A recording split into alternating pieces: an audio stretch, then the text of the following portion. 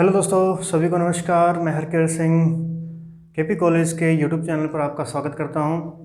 और हम कर रहे थे फिजिकल ज्योग्राफी का 28 नंबर लेसन जो था ज्वार भाटा। ठीक है, ये ज्वार भाटा मैंने टॉपिक आपको बता दिया है कि हमें किस किस के लिए आएगा। नेट ज्योग्राफी जिसमें नेट कर रहा है जो ज्योग्राफी के अंदर फर्स्ट ग्रेड के लिए और बीए पार्ट के लिए। ठीक है, इसके अलावा भी बहुत कंपटीशन है, उनमें भी ये टॉपिक आते रहते हैं जनरल नॉलेज के अकॉर्डिंग। लेकिन इनके लिए जो है, इन तीनों के लिए जो चीज़ें हम यहाँ पे पढ़ेंगे वो सबसे ज़्यादा इम्पोर्टेंट है। ठीक है, तो चलिए देखें, इसको पूरा गहराई से पढ़ने की कोशिश करेंगे और इसके साथ साथ हम इसके कुछ सिद्धांत देखेंगे, मुख्य जो सिद्धांत हैं जिनके बारे में क्वेश्चन आ सकता है कि कौन सा सिद्धांत किस प्रकार से कहा गया है और किसके द्वारा कहा गया है। ठीक है, तो चलिए देखें, सबसे पहले हम बात करते हैं। इससे पहले हमने जो देख लिया था उसमें यह था कि प्रत्येक तट पर दो ज्वार भाटा आते हैं, दो ज्वार भाटा आते हैं जिनमें कुल समय 24 घंटे और 52 मिनट का समय लगता है, 52 मिनट का समय लगता है। इसके बाद जो आजकल के जो क्वेश्चन बनते हैं ना, वो कुछ इस पर सीधे डायरेक्ट ये नहीं कहा जाता कि 24 घंटे 52 मिनट का यानी कितना समय लगता है। हमसे ये कहा जाता है कि यदि पृथ्वी की घूर्णन गति को दुगना कर दिया जाए, पृथ्वी की घूर्णन गति को दुगना कर दिया जाए तो ज्वार भाटा के समय पर क्या प्रभाव पड़ेगा। और यदि चंद्रमा की परिक्रमण गति को बढ़ाया जाए या घटाया जाए तो ज्वार भाटा पर क्या प्रभाव पड़ेगा, इसे हम लास्ट में देखेंगे। तो इसलिए वीडियो को लास्ट तक जरूर देखना, सबसे ज़्यादा इम्पोर्टेंट बात है क्योंकि इसी से क्वेश्चन आना शुरू हो चुके हैं आजकल। चलिए देखें, सर्वोच्च ज्वार की बात करते हैं तो सबसे ऊंचा ज्वार जो आता है वो आता है महासागरीय गहराई, जहां महासागरीय गहराई अधिक होती है और निमग्न तट जो होते हैं वो काफ़ी चौड़े होते हैं। निमग्न तट क्या होते हैं, चौड़े होते हैं। ऐसे इलाकों में ये ज्वार जो होता है सर्वोच्च ज्वार आते हैं, यानी बहुत ऊंचे ऊंचे ज्वार भाटा आते हैं। ऊंचे ज्वार आते हैं, भाटा तो क्या होता है नीचे की ओर जाता है, ठीक है ना, पानी।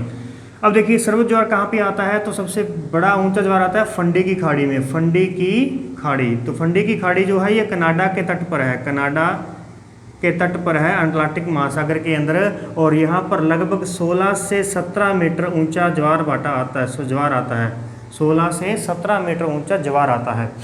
दूसरे नंबर पर अगर हम बात करते हैं तो आता है हमारे पास में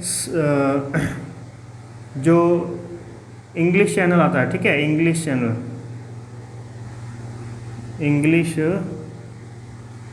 चैनल, इस इंग्लिश चैनल यानी ये कहाँ पे है, ये ब्रिटेन के अंदर है, ब्रिटेन के अंदर है। ठीक है, ब्रिटेन में है और यहाँ पर 14 से 16 मीटर ऊंचा आता है, 16 मीटर ऊंचा ज्वार भाटा आता है। तो ये सर्वोच्च ज्वार हो चुके हैं। इसके बाद अगर हम बात करें उच्च ज्वार, तो उच्च ज्वार आते हैं जहाँ पर नदी का मुहाना होता है, यानी नदी जहाँ पर जाकर के अपना जल कहाँ महासागरों में गिराती है और वहाँ पर नदीय बंदरगाह होते हैं। वहाँ पे कौन से बंदरगाह होते हैं, नदी मुहाने पर बंदरगाह होते हैं। तो ऐसे बंदरगाह यानी प्राकृतिक बंदरगाह भी होते हैं, क्योंकि कई बार तो ऐसा होता है कि नदी ऊपर से नीचे की ओर पानी गिरता है, ऊपर से नीचे की ओर पानी गिरेगा तो इसलिए वहाँ पे बंदरगाह नहीं बन सकता। जब नदी बिल्कुल पैरेलल होकर के इस महासागर के अंदर पानी को गिराएगी तो इसका मतलब हम महासागरीय जहाज़ों को उसके अंदर नदी के मुहाने तक ले जा सकते हैं।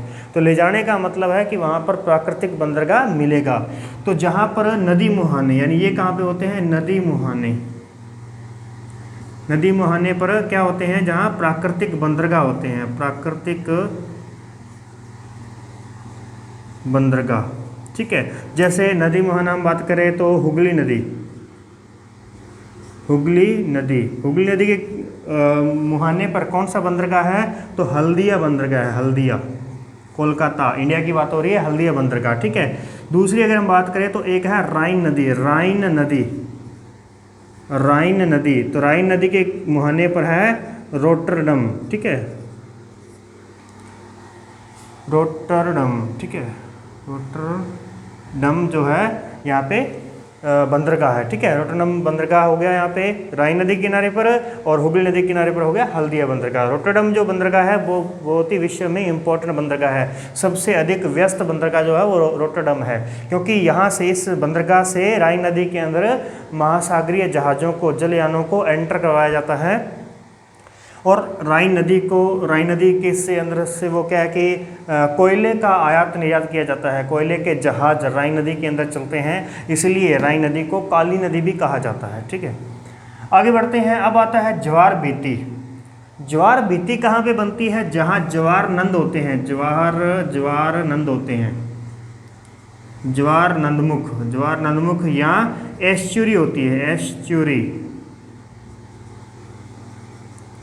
जहाँ एस्चुरी होती है वहाँ पर ज्वार भीति बनती है।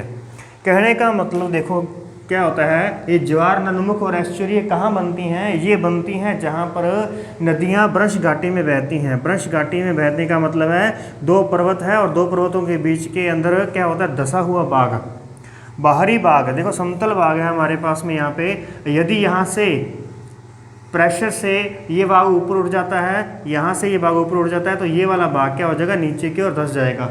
जिसे हम कहेंगे ब्रश पर्वत, और ये कहलाएगी ब्रश घाटी। तो ब्रश घाटी के अंदर जो बहने वाली नदियाँ होती हैं वो क्या करती हैं? वो समुद्र में जब अपना पानी गिराती हैं, देखिए सामान्य नदी जो होती है वो यहाँ से पानी गिराती है ऊपर से।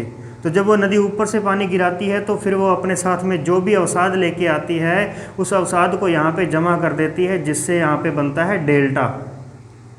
नदी दो प्रकार के स्थल रूपों को बनाती है, या तो वो डेल्टा बनाएगी या फिर वो ज्वार नंदमुख बनाएगी, एस्चुरी बनाएगी। डेल्टा बनाने वाली नदी जो है वो ऊपर से आकर के गिरती है, जबकि जो ब्रश घाटी में बहती हैं वो नदियाँ जो होती हैं वो इस तल से, यानी इस धरातल से नीचे बहती हैं। इस धरातल से कहाँ बहती हैं? नीचे, यानी कि ब्रश में बह रही हैं। तो ब्रश में बह रही हैं तो इस बार जो पानी में आकर के जब ये मिलेंगी ना, तब वो पानी यानी समुद्र तल से नीचे रहेंगी। तब वो क्या होती हैं? समुद्र तल के बराबर या समुद्र तल से नीचे होती हैं।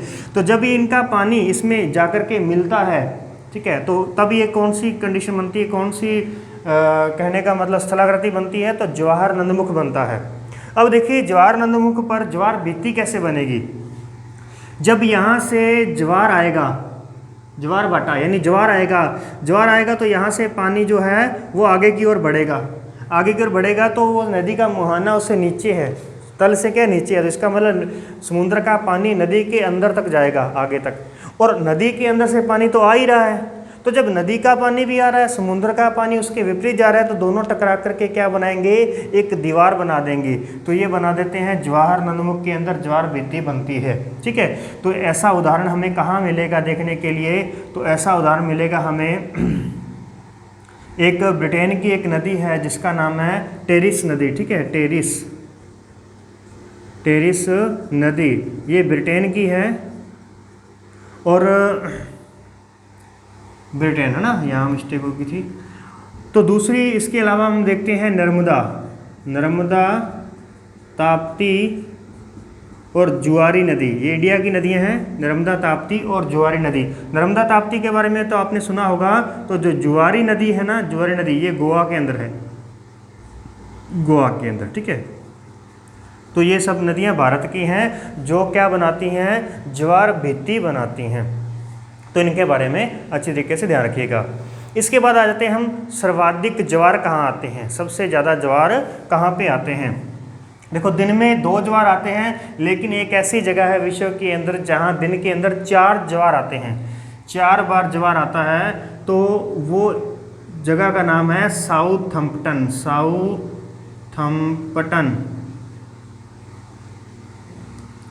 साउथम्पटन जो जगह है ये ब्रिटेन के अंदर है, ठीक है, ब्रिटेन में है, इंग्लैंड में है, ये ब्रिटेन में है। और यहाँ पर जो ज्वार आता है वो किस दिशा से आता है, कहाँ से आता है? तो वो आता है इंग्लिश चैनल से, इंग्लिश चैनल से आता है, इंग्लिश चैनल से आता है। देखिए दोस्तों, अपने साथ में नोटबुक पेन लेकर के बैठिए और उस पर जो जो ये बातें मैं बता रहा हूँ बहुत इंपॉर्टेंट बातें हैं।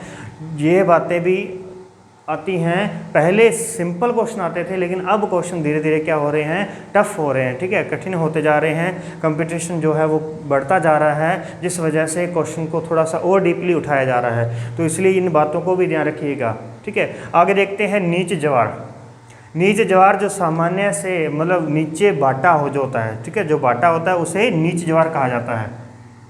जो बाटा होता है उसे क्या कहते हैं, नीच ज्वार कहते हैं। टाइड एंड एब होता है ना, टाइड यानी कि ज्वार, एब मतलब यानी कि बाटा होगा। तो जो बाटा है यानी कि जो पानी का पीछे वापस मुड़ना, उसे नीच ज्वार भी कह सकते हैं या उसे बाटा भी कह सकते हैं, एक ही बात है, ध्यान रखिएगा। अपभू ज्वार, अपभू और उपभू ज्वार। अपभू का अर्थ मैंने आपको बताया था अप यानी कि बुरा, बुरा यानी कि अपमान, अपमान करना।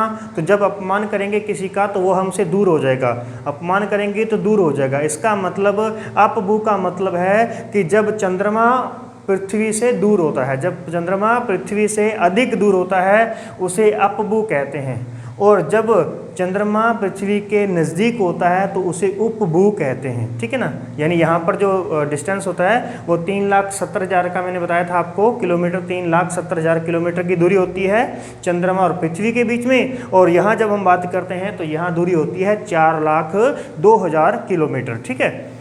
तो ये बात ध्यान रखनी है।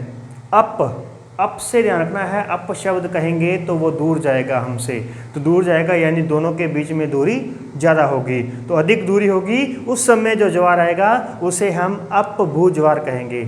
और जब कम दूरी होगी तब ज्वार आएगा तो तब हम उसे उपभू कहेंगे, ठीक है।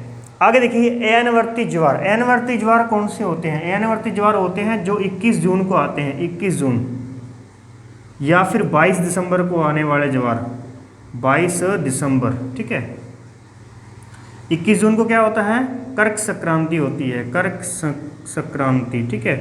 कर्क संक्रांति यानी कि सूर्य कर्क रेखा पर सीधा होता है, लंबवत चमकता है। 22 दिसंबर को क्या होती है? मकर संक्रांति होती है, मकर संक्रांति, ठीक है। कर्क संक्रांति और मकर संक्रांति होती है, इसलिए इनको अयनवर्ती ज्वार कहा जाता है। इस दिन आने वाले ज्वार अयनवर्ती ज्वार कहलाएंगे, ठीक है। उसके बाद में आ जाएगा विषुव ज्वार। विषुव ज्वार किसे कहते हैं? तो विषुव ज्वार भी दो प्रकार के होते हैं, एक बसंत विषुव होता है, बसंत विषुव,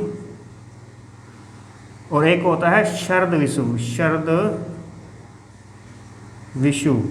बसंत विषुव जो होता है ये बसंत ऋतु के अंदर आता है, यानी कि जब सूर्य भूमध्य रेखा पर होता है। अब सूर्य भूमध्य रेखा पर दो बार आता है, एक तो आता है हमारे पास, देखिए पहले तो ये जाएगा कर्क रेखा पर, 21 जून को कर्क रेखा पे है, तो कर्क रेखा के बाद में ये नीचे जाएगा जून, जुलाई, अगस्त, सितंबर, ठीक है। 23 सितंबर को ये कहाँ आ जाएगा?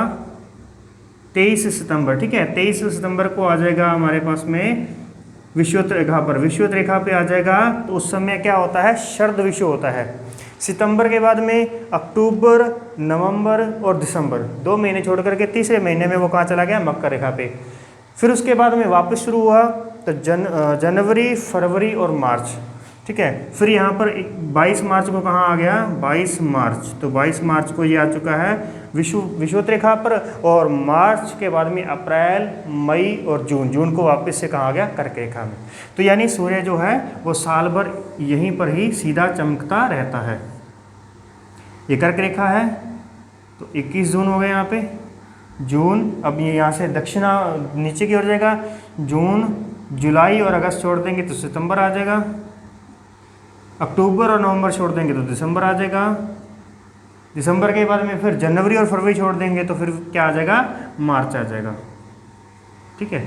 मार्च, दिसंबर के बाद में क्या आ गया? मार्च, मार्च के बाद में मार्च, अप्रैल, मई और जून, ठीक है। यहाँ फिर क्या आ जाएगा? जून आ जाएगा। तो इस प्रकार से पूरे साल भर यानी कि सूर्य यहीं पर ही चमकता रहता है। सूर्य यहाँ चमकता रहने का मतलब क्या है कि पृथ्वी जो है वो अपने अक्ष पर 23.5 डिग्री झुकी हुई है, जिस वजह से कभी तो मकर रेखा का क्षेत्र सामने आ जाता है, कभी भूमध्य रेखा का, कभी कर्क रेखा का, ठीक है। कर्क, भूमध्य, मकर, इस प्रकार से पृथ्वी सूर्य के चारों चक्कर लगाती रहती है। क्लियर है? तो ये चीज़ ध्यान रखिएगा आप। अयनवर्ती ज्वार किसे कहते हैं? विषुव ज्वार किसे कहते हैं? क्लियर है? और फिर देखते हैं हम विश्व का सबसे निम्न ज्वार जो है, निम्न ज्वार, नीच ज्वार नहीं, नीच ज्वार कहेंगे तो बाटा आ जाएगा, वो नीच ज्वार कहेंगे तो वो बाटा कहलाएगा। हम कह रहे हैं निम्न ज्वार यानी छोटा ज्वार जिसमें पानी थोड़ा ऊंचा उठता हो, तो वो आता है ओखा तट पे, ओखा तट, ओखा तट ये कहाँ पे है? गुजरात में। यहाँ 2 से 3 मीटर ऊंचा आता है, 2 से 3 मीटर, 2 से 3 मीटर ही ऊंचा ज्वार आता है। तो ये विश्व का क्या है? निम्न ज्वार है, ये विश्व का निम्न ज्वार है। और विश्व का सर्वोच्च ज्वार कौन सा है? सर्वोच्च यानी ऊंचा ज्वार कौन सा है? जो फंडी की खाड़ी में आता है, 16 से 17 मीटर ऊंचा ज्वार आता है। यानी 16 मीटर का मतलब है 16 तिया 48, 1 मीटर में 3 फीट मान के चलते हैं, तो 48 कहने का मतलब 50 फीट ऊंचा ज्वार आता है, 50 फीट ऊंचा वहाँ पे क्या आता है? ज्वार आता है, यानी पानी इतना ऊंचा चढ़ जाता है। ठीक है, ओके दोस्तों, तो ये हो गया हमारे पास में इस ज्वार के बारे में जो बातें थी ये सारी आ गई हैं। अच्छे तरीके से नोट कर लीजिए इसको।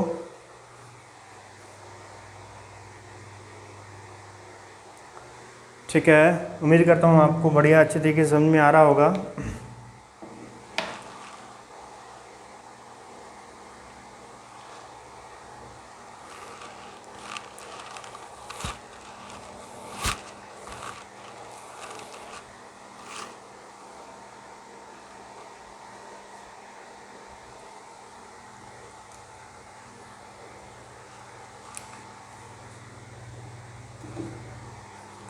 चलिए अब हम बात करते हैं कुछ सिद्धांतों के बारे में। ठीक है, बहुत ही सिंपल सिद्धांत हैं। अगर कुछ बात लिखने में रह गए हैं आप तो इसको पॉज करके लिख सकते हैं।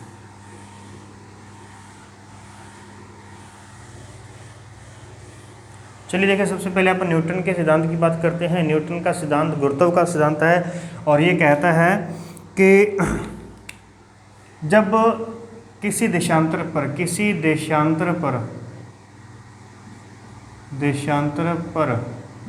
है, किसी देशांतर पर चंद्रमा के गुरुत्व द्वारा ज्वार उत्पन्न होता है, चंद्रमा के गुरुत्व के द्वारा ज्वार उत्पन्न होता है, तो उसी समय उसके प्रति देशांतर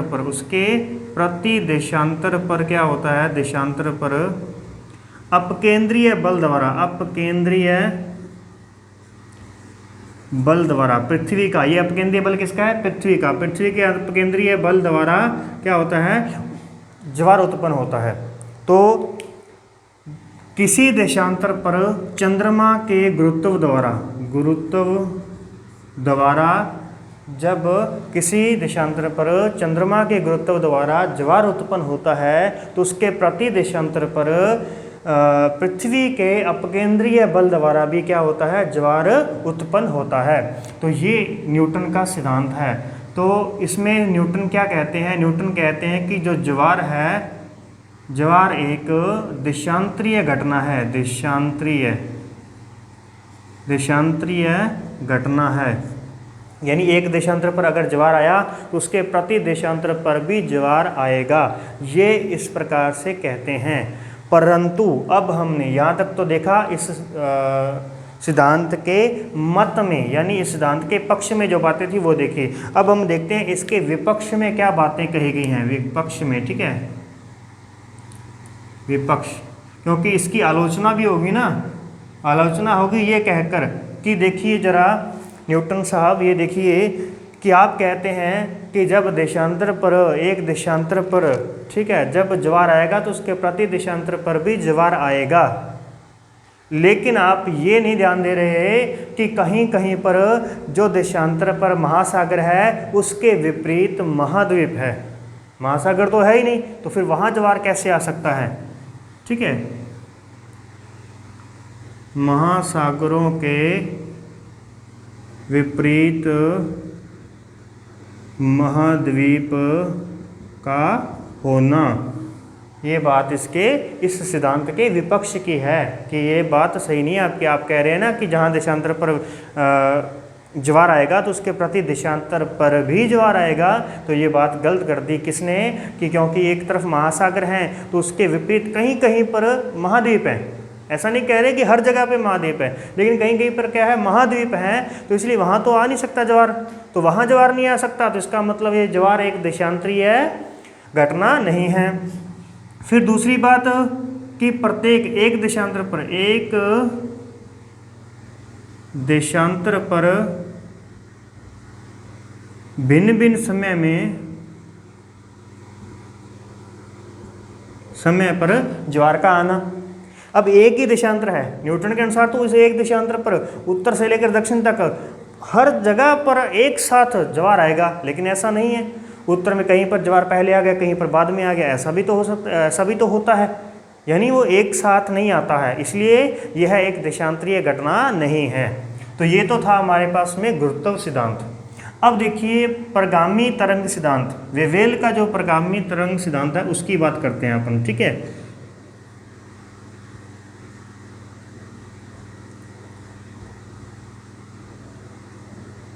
प्रगामी तरंग सिद्धांत, इसके पक्ष की बात करते हैं, यानी इनके सिद्धांत का कहना क्या है। सिद्धांत कहता है कि पृथ्वी का सबसे जो गहरा स्थान है वो दक्षिण पूर्व प्रशांत महासागर है। दक्षिण पूर्व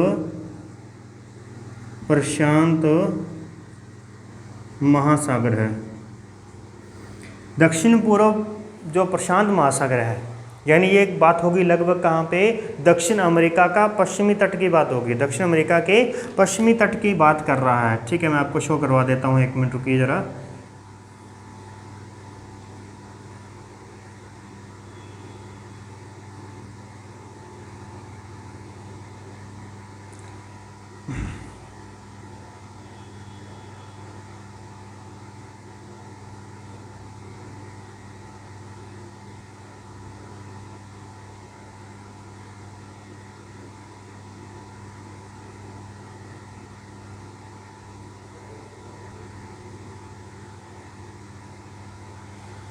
ये बात, अब देखिए ये क्या कहते हैं, ये कहते हैं कि सबसे गहरा जो भाग है वो यहाँ पर है, दक्षिणी पूर्वी प्रशांत। ये प्रशांत महासागर है, प्रशांत का दक्षिणी और पूर्वी हिस्सा जो है यहाँ सबसे गहरा भाग है। तो चंद्रमा का गुरुत्वाकर्षण यहाँ लगता है, गुरुत्वाकर्षण सबसे अधिक यहाँ लगता है। यहाँ लगता है तो यहाँ से जैसे ही पानी ऊपर की ओर उठता है, एक गुब्बारे की तरह ऊपर उठता है, मान लो एक जैसे ब्लास्ट होता है वैसे पानी यहाँ से मान लो ब्लास्ट होता है, तो उससे क्या होती है, तरंगे निकलना शुरू होती हैं, ठीक है। सबसे पहली प्राथमिक तरंगे यहाँ से निकलना शुरू होती हैं, तो वो पूर्व से पश्चिम की ओर चलेंगी, यानी पृथ्वी की घूर्णन गति के विपरीत चलेंगी। यहाँ से वो कहता है कि ये तरंग ऐसे चलती है, और जैसे ही अवरोध आता है, अवरोध यानी कि आगे महाद्वीप आ जाते हैं, तो जैसे ही अवरोध आ जाता है तो फिर वो तरंगे जो हैं वो तरंगे उत्तर की ओर मुड़ जाती हैं। यहाँ से क्या हो जाती हैं, उत्तर की ओर मुड़ जाती हैं। तो यहाँ पर उसने कहा प्राथमिक तरंगे, ठीक है। यहाँ पर उसने कहा प्राथमिक तरंगों का क्या होता है, यहाँ से उद्भव होता है।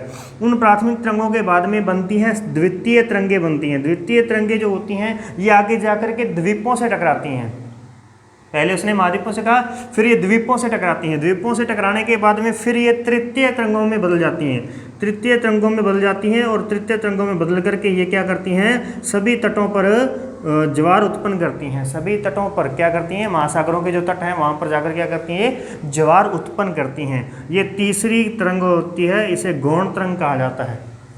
देखिए सबसे पहले गुरुत्व प्रभाव कहाँ पे काम किया, दक्षिणी पूर्वी प्रशांत पे काम किया, और यहाँ से एक प्राथमिक तरंग निकली, प्राथमिक तरंग में अवरोध आया तो फिर द्वितीय तरंग निकली। प्राथमिक तरंग चलती है पूर्व से पश्चिम, द्वितीय तरंग चलती है दक्षिण से उत्तर की ओर, ठीक है, इस प्रकार से, और तृतीय तरंग जाकर के वहाँ पे ज्वार उत्पन्न करती है। ये तो थी इसके पक्ष की बातें। अब इसके विपक्ष की जो बातें हैं वो क्या है। विपक्ष की बातें कहती हैं कि वेवेल कहते हैं, वेवेल की बात को दोहराते हैं, वो कहते हैं, विपक्ष क्या कहता है कि वेवेल के अनुसार यहाँ द्वितीय तरंग जो है वो दक्षिण से उत्तर की ओर जाती है। तो दक्षिण से उत्तर की ओर जाती है तो यहाँ इस टकराने से यहाँ से अलग अलग तरंगें निकलती रहेंगी, ऐसे ऐसे तरंगें निकलती रहेंगी। तो जब वो तरंग नीचे से ऊपर की ओर जा रही है तो यहाँ अगर ज्वार आ रहा है इस तट पे, तो उसके बाद जब तरंग यहाँ पहुँचेगी तब यहाँ पे ज्वार आएगा। इसका मतलब उसने कहा कि वेवेल का कहना है कि दक्षिण में ज्वार पहले आता है, उत्तर में ज्वार बाद में आता है। लेकिन आधुनिक जो विद्वान हैं वो इस घटना को भी क्या कर देते हैं, आलोचना करते हैं इसकी भी, कि ऐसा नहीं होता है। वो कहते हैं कि वास्तव में तो उत्तर में ज्वार पहले आता है और दक्षिण में बाद में आता है। वास्तव में उन्होंने ये बात को सिद्ध किया है कि उत्तर में ज्वार पहले आता है, दक्षिण में क्या आता है, बाद में आता है। तो उन्होंने अपना कोई सिद्धांत नहीं दिया, लेकिन जो सिद्धांत किसी के द्वारा दिया गया था उसकी आलोचना की है, उसकी कमियां निकाली गई हैं। तो ये ध्यान रखिएगा। पहला कहता है कि देशांतरीय घटना है, जब एक देशांतर पर ज्वार आएगा तो उसके विपरीत देशांतर पर भी क्या होगा, ज्वार आएगा। लेकिन विपक्ष कहता है कि विपरीत में तो महासागर है ही नहीं, तो ज्वार कैसे आ सकता है। फिर दूसरी बात कि वो कहते हैं कि एक ही देशांतर पर अलग अलग समय पर आते हैं, तो इसका मतलब वो देशांतरीय घटना नहीं हो सकती। तो इसका विपक्ष मैंने किसकी आलोचना होगी, प्रगामी तरंग सिद्धांत के अंदर वेवेल कहता है कि दक्षिण पूर्वी प्रशांत के अंदर एक गहरा स्थान है जहाँ से गुरुत्व प्रभाव पड़ने के कारण तरंगे उत्पन्न होती हैं। प्राथमिक तरंगे पूर्व से पश्चिम चलती हैं और द्वितीय तरंगे दक्षिण से उत्तर की ओर चलती हैं। जबकि उसका विपक्ष कहता है, उसकी कमियां निकालने वाले लोग क्या कहते हैं, वो कहते हैं कि आपका कहना है, यानी वेवेल का कहना है कि दक्षिण में ज्वार पहले आता है, उत्तर में बाद में आता है। लेकिन ऐसा नहीं है, उत्तर में ज्वार पहले आता है और दक्षिण में बाद में आता है, या अलग अलग समय पे आता है। ठीक है, कई जगह ऐसी हैं जहाँ उत्तर में पहले आ गया, दक्षिण में बाद में आया। इसका मतलब क्या हुआ, इसका मतलब तो ये हुआ ना कि उत्तर से कोई तरंग आ रही है, तो ये चीज़ होगी। ठीक है, अब आती है लास्ट में स्थैतिक तरंग सिद्धांत, जो काफ़ी मान्य है। ठीक है, हैरिस के अनुसार ये तरंग सिद्धांत है। अब देखिए हैरिस ने क्या कहा। हैरिस कहते हैं कि प्रत्येक महासागर का एक ज्वार बिंदु होता है। ये एक महासागर है, इस महासागर के अंदर ये जल है। ठीक है, वो कहते हैं कि इस महासागर का, प्रत्येक महासागर का एक ज्वार बिंदु होता है। जब इस ज्वार बिंदु से इस तरफ यदि मान लो ज्वार आ रहा है, गुरुत्वाकर्षण के कारण, चंद्रमा के गुरुत्व के कारण इस तरफ ज्वार आ रहा है, तो उसके विपरीत क्या होगा, बाटा आएगा। उसके विपरीत तट पर क्या होगा, बाटा आएगा। यदि इस तरफ ज्वार आ रहा है तो उसके विपरीत तट पर क्या आएगा, बाटा आएगा। यानी कि उस जल का दोलन होता है। तो दोलन होता है, इसे उन्होंने ज्वार बिंदु कहा, यानी इसे नोडल बिंदु भी कहा जाता है। नोडल बिंदु भी कहा जाता है, नोडल बिंदु। तो उन्होंने कहा कि प्रत्येक महासागर का एक नोडल बिंदु होता है जहाँ से ज्वार उत्पन्न होता है। यदि एक तट पर ज्वार है तो उसके विपरीत तट पर क्या होगा, बाटा होगा, और दूसरे तट पर, यानी एक तरफ तट पर ज्वार है तो दूसरे तट पर क्या हो जाएगा, बाटा आएगा। तो ये कहते हैं, हैरिस कहते हैं।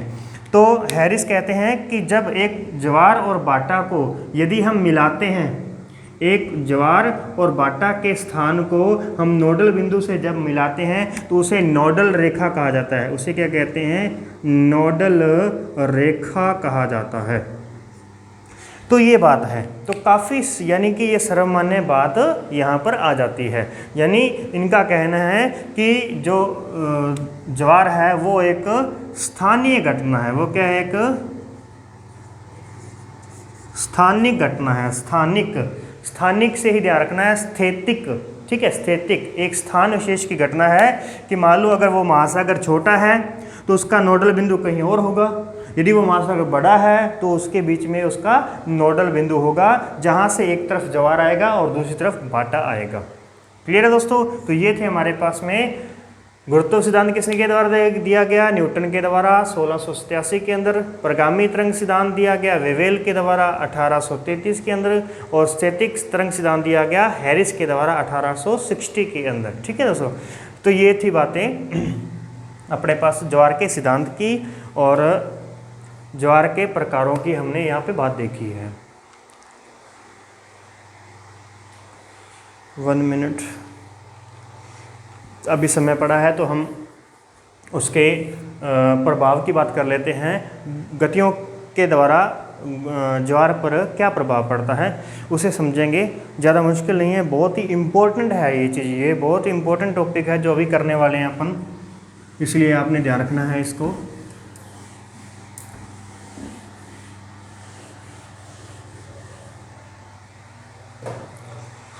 ठीक है, तो देखिए ज़रा,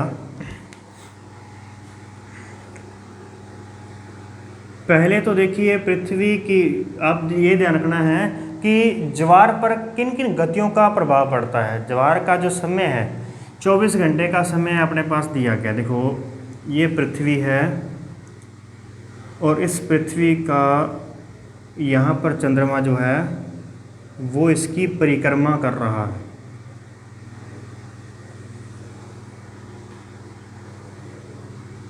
यहाँ इसकी परिक्रमा कर रहा है इस प्रकार से, ठीक है। यहाँ होगा, उसके बाद में वो घूमता हुआ इधर आ जाएगा। अब देखिए, यदि ए बिंदु पर, यहाँ इस ए बिंदु पर ज्वार उत्पन्न हो रहा है, ज्वार उत्पन्न हो रहा है, ठीक है, तो उसके प्रति देशांतर पर भी यहाँ पे क्या होगा, अपकेंद्रीय बल से क्या होगा, अप्रत्यक्ष ज्वार होगा। देखो, हालांकि न्यूटन की बात की अगर अपन सिद्धांत की बात करते हैं तो उसकी आलोचनाएं तो हुई थी, लेकिन ये जहाँ जहाँ महासागर है वहाँ पर बात ये क्या आती है, सही रहती है। यहाँ पर बात क्या है, मान्य रहती है। तो इस तरफ प्रत्यक्ष ज्वार आया, यहाँ पे क्या हुआ, प्रत्यक्ष ज्वार आया, और यहाँ पे क्या आया, अप्रत्यक्ष ज्वार आया। फिर यहाँ पे जो ज्वार आता है वो गुरुत्व के कारण आता है, और यहाँ पे आता है अपकेंद्रीय बल के कारण। फिर इसे हम कहते हैं जैनित ज्वार, और इसे कहते हैं नादिर ज्वार। पहली क्लास के अंदर हमने इसकी ज्वारभाटा की जो लास्ट क्लास थी उसमें हमने ये चीज़ें देख ली थी, डिस्कस कर लिया था। अब देखिए, चंद्रमा यहाँ पर है, तो चंद्रमा तो 28 दिन के अंदर पृथ्वी का चक्कर पूरा करेगा, लेकिन पृथ्वी अपने अक्ष पर खड़े खड़े, अपने अक्ष पर अगर एक ही जगह पर उसको स्टे करें अपन, तो अपने अक्ष पर वो क्या करती है, 24 घंटे में एक चक्कर पूरा कर लेती है। 24 घंटे में एक चक्कर क्या कर लेती है, पूरा कर लेती है। मान लेते हैं ये देशांतर ए है, ए देशांतर मून के बिल्कुल सामने है। अब ये ए देशांतर जब पूरा चक्कर घूम करके इसी जगह, इसी पोजीशन पे आएगा, तो समय कितना लगेगा, तो समय लगेगा 24 घंटे का, 24 घंटे का। अब अगर इतने में चंद्रमा आगे चला गया, चंद्रमा आगे चला गया तो समय और लगेगा, क्योंकि ये तो उसकी सिर में आएगा तभी ज्वार आएगा ना। यहाँ पे तो ए पर तो तभी ज्वार आएगा जब वो चंद्रमा की सिर में है। 24 घंटे में ए तो अपनी पोजीशन पे आ गया, लेकिन चंद्रमा इस समय आगे चला गया, ठीक है। चंद्रमा की नई पोजीशन हो चुकी है ये वाली। अब ए को चंद्रमा के बिल्कुल सामने आना है, यानी पृथ्वी को और रोटेट होना होगा, और रोटेट होने में उसको कितना समय लगता है, 52 मिनट का अतिरिक्त समय लगता है। 52 मिनट का क्या हो जाता है, अतिरिक्त समय लगता है। तो इसका मतलब एक देशांतर पर, एक ही देशांतर पर वही देशांतर चंद्रमा के बिल्कुल सामने कब आएगा, या एक ही देशांतर पर प्रत्यक्ष ज्वार कब आएगा, 24 घंटे 52 मिनट में आएगा। ए पर प्रत्यक्ष ज्वार आया, फिर ए अगर यहाँ चला गया तो बी यहाँ पे है, ए यहाँ पे आ चुका है तो बी यहाँ पे है। तो देखो, अब इस बार हम मान लेते हैं कि बी वहाँ चला गया, ठीक है। जब बी यहाँ पे जाएगा तो बी पर प्रत्यक्ष हो जाएगा, और ए पर कैसे क्या हो जाएगा, अप्रत्यक्ष हो जाएगा। आते तो हैं ए देशांतर पर, एक ही देशांतर पर कितने ज्वार आते हैं, 2 ज्वार आते हैं,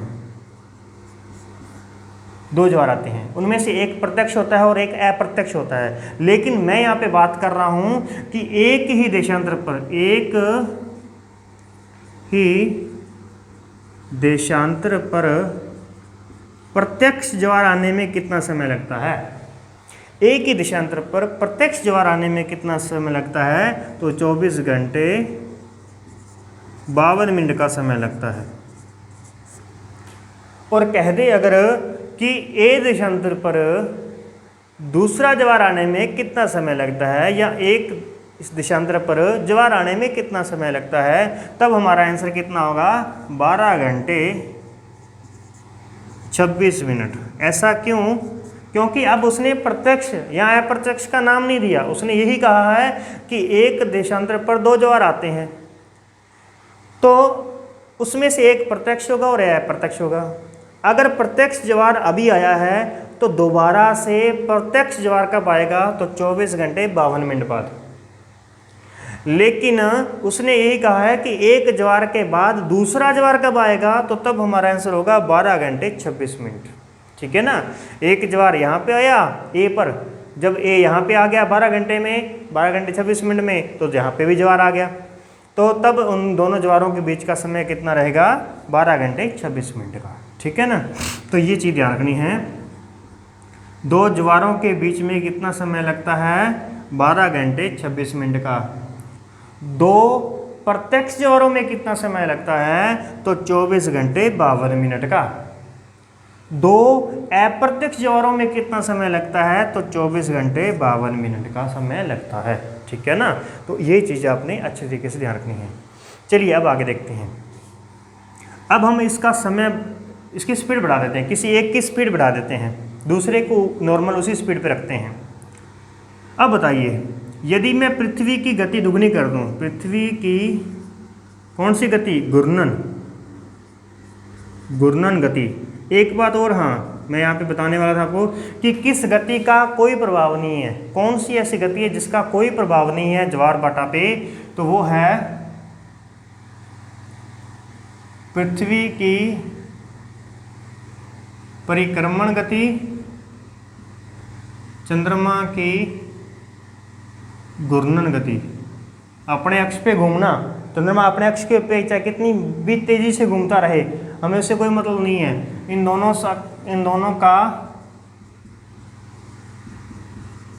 कोई प्रभाव नहीं है। ये अच्छे तरीके से ध्यान रखना। क्वेश्चन आ जाए आपको कि पृथ्वी की परिक्रमण गति को दुगना कर दिया जाए तो अगला ज्वार जो है वो कितने समय बाद आएगा? तो इससे कोई फर्क नहीं पड़ने वाला। फर्क किससे पड़ेगा? पृथ्वी की घूर्णन गति से। अब देखिए, पृथ्वी अपने अक्ष पर 24 घंटे में घूमती है। अब अगर हमने उसकी स्पीड को डबल कर दिया तो कितने घंटे में घूम जाएगी? 12 घंटे में घूम जाएगी। इसका मतलब जहाँ 24 घंटे आ रहा था वहाँ 12 घंटे ही आ जाएगा। तो आपसे पूछा जाए कि पृथ्वी की घूर्णन गति को दुगना कर दिया जाए तो दो ज्वारों के बीच कितना समय लगेगा? दो ज्वारों के बीच